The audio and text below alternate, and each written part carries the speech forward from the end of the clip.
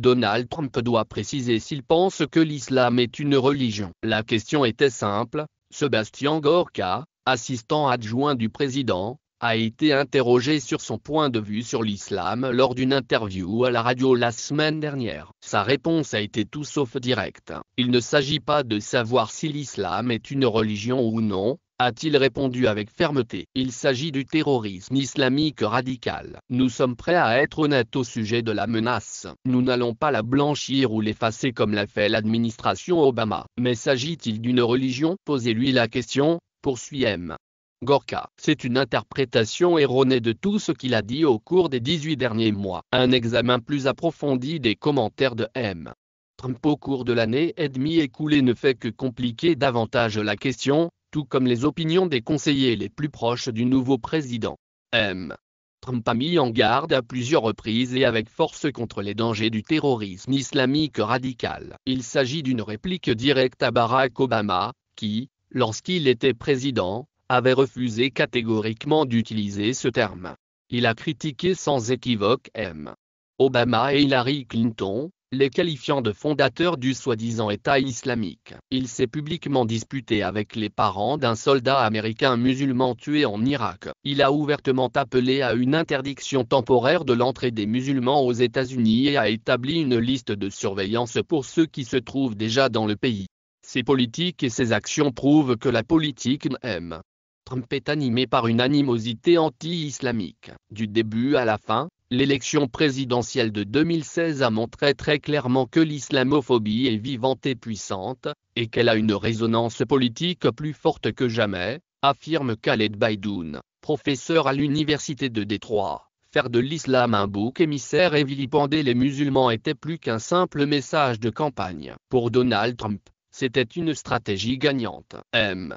Trump n'a pas fait grand-chose pour dissiper cette conclusion. Je pense que l'islam nous déteste, a-t-il déclaré avec insistance lors d'une interview en mars 2016. À d'autres moments, il s'est montré plus mesuré, établissant une distinction claire entre les 1,6 milliard de musulmans et le petit sous-ensemble de personnes mauvaises et dangereuses qui se trouvent être musulmanes.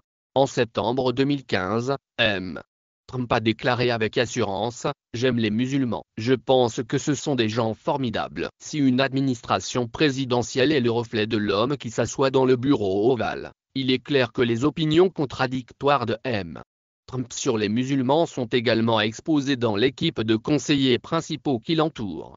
Les antagonistes dans un camp se trouvent les conseillers les plus francs de M.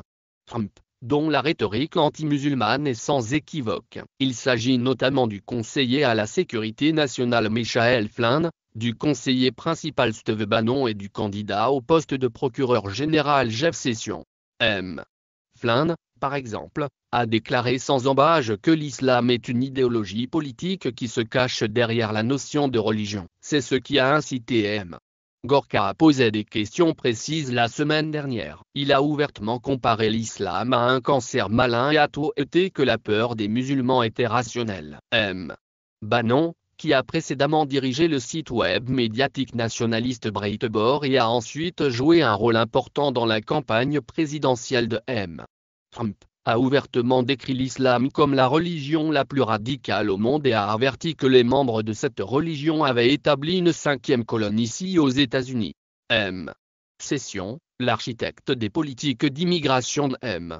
Trump, a présenté un point de vue plus étroit. Nous avons une idéologie toxique, qui est malheureusement présente dans certains coins de l'islam. Cependant, la grande majorité des musulmans n'est pas d'accord avec cette approche violente et djihadiste, a-t-il déclaré avec insistance. Nous devons trouver un meilleur moyen de l'identifier. Il y a bien sûr des têtes plus calmes à la Maison-Blanche. Le secrétaire à la Défense, James Mattis, a défendu sans équivoque les alliances des États-Unis avec le monde islamique, déclarant que les groupes djihadistes étaient habillés de faux vêtements religieux.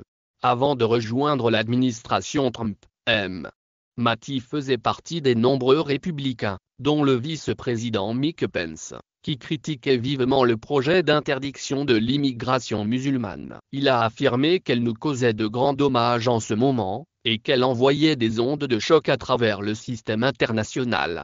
Le président Trump, soyons clairs, Il ne s'agit pas d'une interdiction de l'immigration musulmane. Nous sommes totalement préparés. Il a indiqué lors de ses auditions de confirmation qu'il avait combattu aux côtés de soldats américains musulmans. Le secrétaire général de la Maison-Blanche, Reince Priebus, considéré comme le principal rival de M.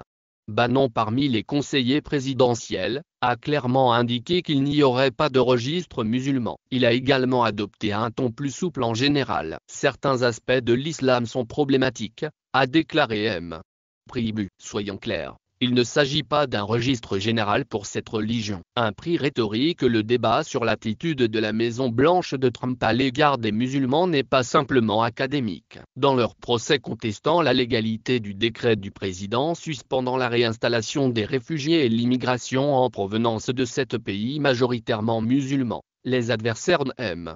Trump ont présenté des preuves irréfutables que la politique était inconstitutionnellement dirigée contre les musulmans, citant la propre rhétorique belliqueuse du président et celle de son personnel.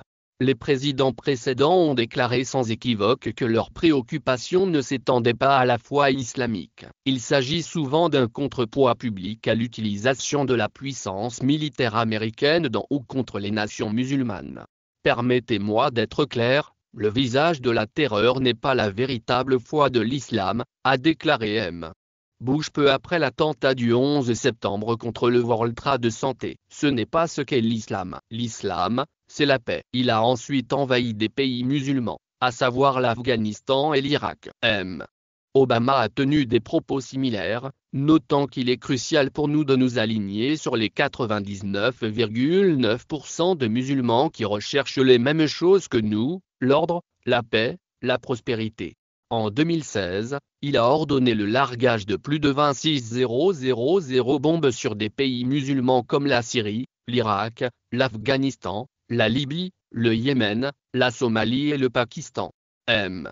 Trump n'a pas le luxe de bénéficier de la même couverture rhétorique que ses prédécesseurs. Ses actions en tant que président seront sans aucun doute influencées par ses déclarations passées et celles de ses conseillers. Son décret sur l'immigration a déclenché une vague de fureur, et ce n'est probablement qu'un début. Dans une interview exclusive accordée au Brody Field, Donald Trump a exprimé sans équivoque son inquiétude quant aux enseignements du Coran, déclarant: il y a là quelque chose qui donne une impression très négative. Écoutez ci-dessous. Vous trouverez la transcription complète ci-dessous. David Brody. Certains évangéliques ont des problèmes avec les enseignements du Coran. Avez-vous des inquiétudes au sujet du Coran? Donald Trump.